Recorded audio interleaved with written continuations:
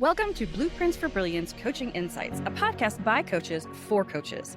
Our guests share their hard-won wisdom to help you grow your coaching business and create a life of success. So get ready to unlock the blueprints to your success. Welcome, everyone, to our latest episode. I am excited to introduce you to an amazing lady. Her name is Dr. Rita Fierro.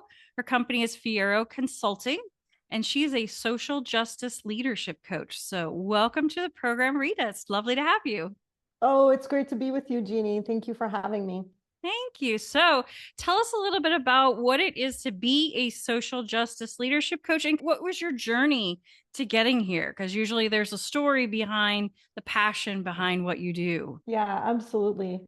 So as a social justice consultant and coach, I equip changemakers to make the bigger difference that they want to make or substantial difference that they want to make in the face of organizations, communities, and systems that often resist change.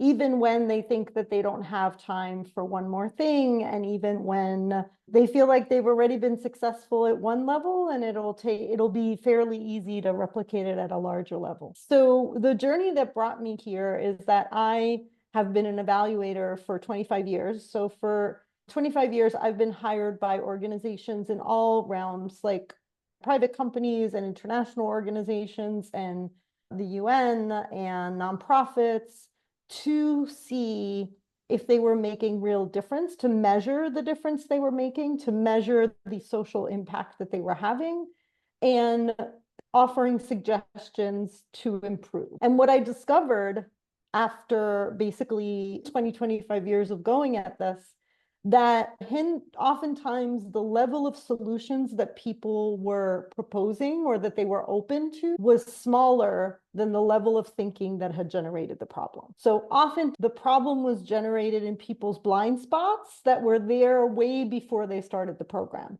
And in the world of social justice, we often talk about this as root causes. So if you assume that a problem is generated outside of its root causes, then you're going to try to fix it in a way that actually is almost irrelevant. Quick example. My first project was a welfare to work project that was designed to help foster parents reunite with their children. And it was financed by the Department of Labor. And the assumption underneath it was if we just get these women jobs, they'll get reunited. It turns out that one of the root causes of families having children removed isn't them not having jobs, isn't poverty, but it's the combination of them being predominantly Black and poor at the same time. Even after they were helped with getting jobs, they weren't able to get their children back, right? But because we were so fixated on providing working positions, we weren't looking at trauma. We weren't looking at how these women were badly represented by lawyers in court and often not represented by lawyers in court. Like, we weren't looking at all these other factors. And so I got very frustrated over 20 years of looking at programs and providing solutions that oftentimes the person who the report was going to didn't have power over. You may need to consider your whole organizational approach to root cause. You can imagine that if you have a staff of 100 that is working on getting people jobs, it's hard to pivot to no, the problem is a different problem. And so what I became passionate about as a social justice coach is supporting change makers to really reflect ahead of time around what is their thinking that is going into their initiative, so that they can actually get the results they're looking for because they are clear about what their assumptions are, and they make those assumptions before they hire 10 people into a branch of program or a government that is actually not effective. And I've seen that a lot. Yeah, that's fantastic. I think in corporations and in government, it's often making too many assumptions and not actually digging into the numbers and what's happening with the people. Is that kind of what you're seeing? Yes, because generally people who make the decisions and people on the ground who are receiving the services are not in authentic, what I would call right relationship, are not in authentic, warm-hearted, real vulnerable conversations. And so people who are making decisions make all sorts of judgments and assumptions about what people who need help are going through. And unless we actually take the time to sit and really hear their perspectives, which is one of the things that I help folks coach with is take out the top-down approach and go, okay, I just came out of a coaching call now with someone and who wants to work in climate change in urban communities and was like, I want to go in there, I want to speak at a library and get a bunch of people. And I was like, hey, yeah, you could do that. Or you can find someone from the community ahead of time who brings another 5 people from the community in conversation with you, and with them you organize. Like, how do you create a group of people from the community as soon as possible so that you're not going top down, but you're internally informed the whole way, so that if you have a blind spot and don't know something, then hey, guess what? You find out along the way. You don't find out 30 years later. Yeah, no, that totally makes sense. It's almost like the bottom up instead of top down. Yeah, it's creating a bottom up. I think every vision is fueled by a visionary who wants to either reduce harm or do good or do more than good in the world. And I think that's fabulous. I think everyone has a vision to bring into the world, just the way everyone has a fingerprint to bring in the world. And at some point of that visioning process, I think our vision has to be as clear as possible, but we also have to be willing to put it on the back burner and actually listen to the local folk and hear for where our vision works and doesn't work.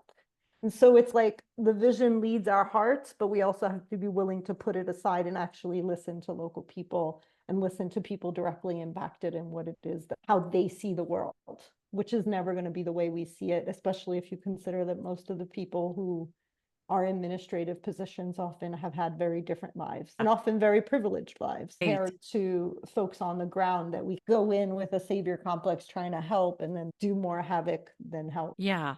No, that all makes sense and it's a shame, but thankfully there are people like you trying to help out. So, how do people find you? Like, how do they know that they need your help? Oh, that's a great question. I'm still trying to figure that one out because I think most folks in the area of social change believe they got it. And there's something about how we educate folks around making a difference, I think, that doesn't have a lot of humility to it. And so folks go like straight in. They found the nonprofits, found the programs. Anyway, right now the easiest way for folks to find me on LinkedIn. I post pretty regularly and I've been trying to raise awareness around the importance of doing this work this way, or through connections and network. Yeah. Do you ever work with a lot of art students? Because I actually have a son who's a small art college up in Maryland. They tend to do a lot in the area with helping out in different ways socially, raise the whole environment for everyone. Yeah, absolutely. I've actually worked with an art student some years ago. I've worked with a few much larger community-based organizing artwork, either to improve mental health conditions or just for the beauty of community building or the beauty of art. Like, different arts organizations are working community for different reasons.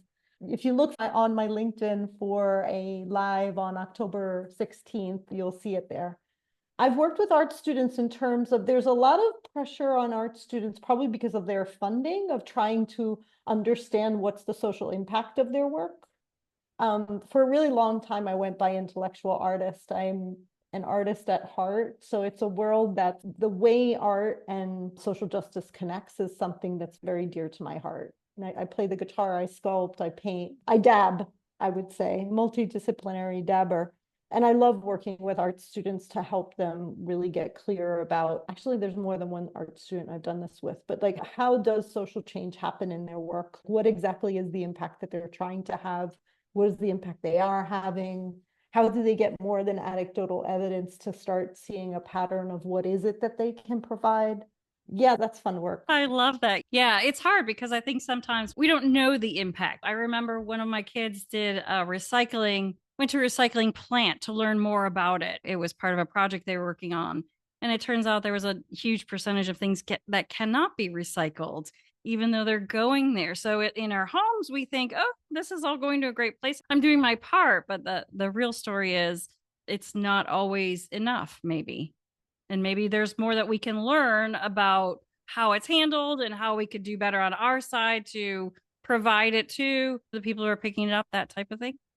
Yeah, and one of the things that really surprised me in this documentary is that Also, just washing polyester releases microplastics in the water, just Wow. washing it. So every time that we wash a polyester shirt, of which, especially in the US, we have many, because synthetics have gotten raged since the 70s.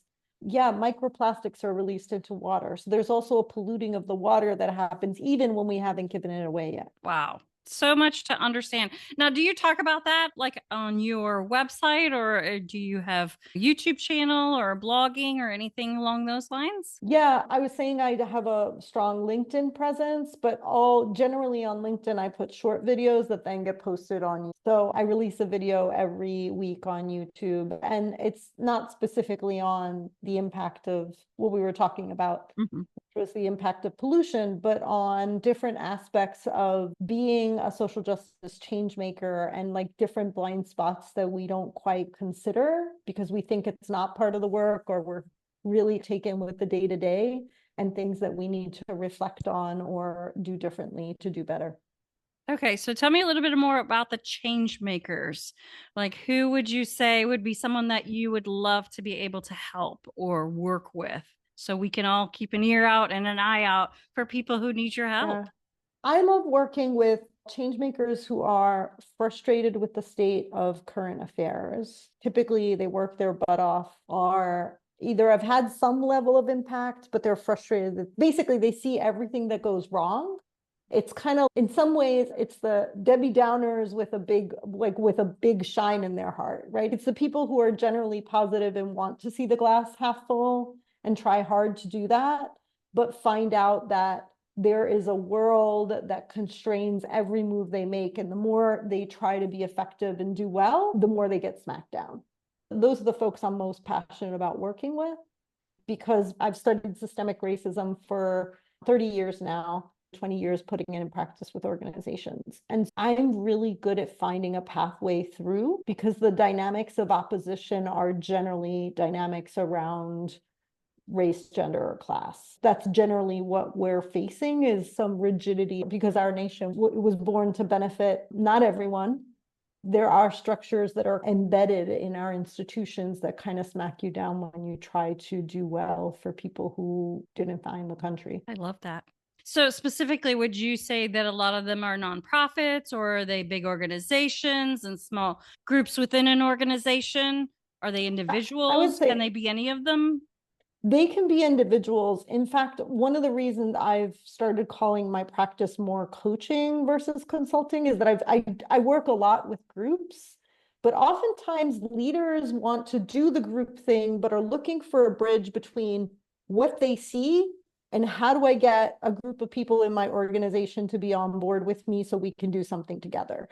And I think oftentimes that's where coaching comes in really handy, is when creating that bridge between what's possible and actually getting there. I'm really good at treading a pathway between what is possible, or what you know is possible, and how do we get there. So I would say nonprofits, but there's also a growing number of people in the business world who are more focused on doing better. Either they're calling themselves like regenerative business or triple bottom line. Like there's a lot, people, profit, planet, right? There are a lot of businesses that are talking about leaving a really positive impact in the world.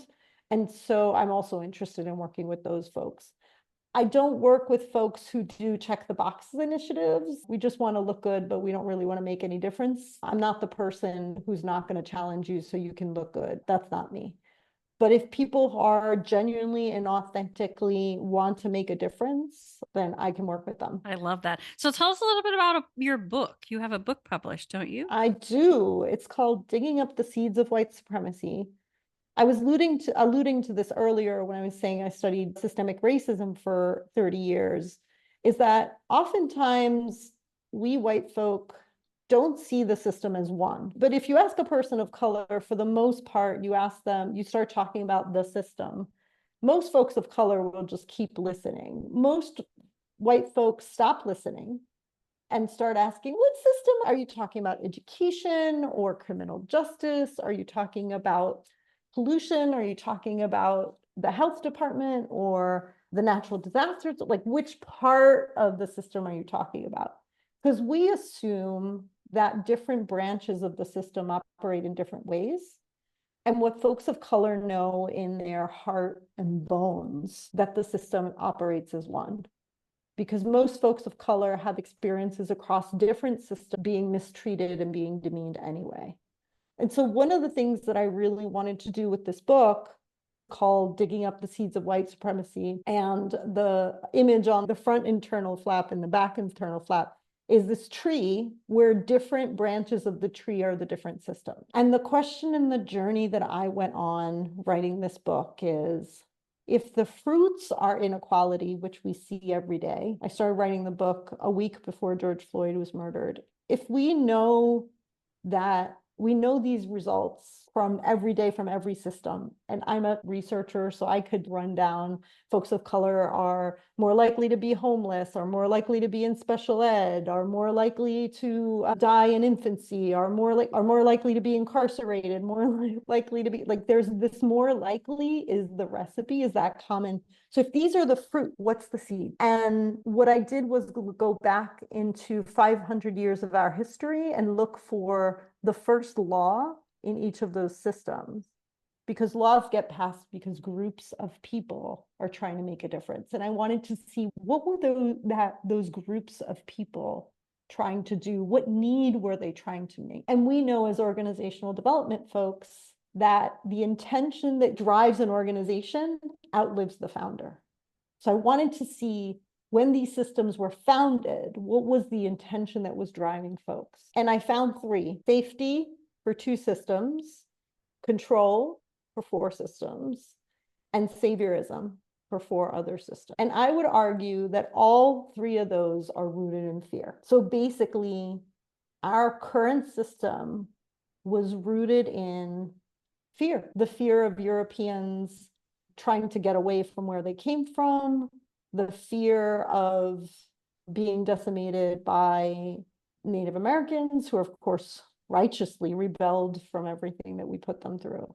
But it was just this constant fear. And the big question that I'm sitting with is, what would a society not based on fear look like? And Digging Up the Seeds of White Supremacy is about charting a pathway through for American society to actually build a society that isn't fear-based. Because we can do so much better, I believe, in humanity so much more than that. This isn't the best we can do. It just really isn't.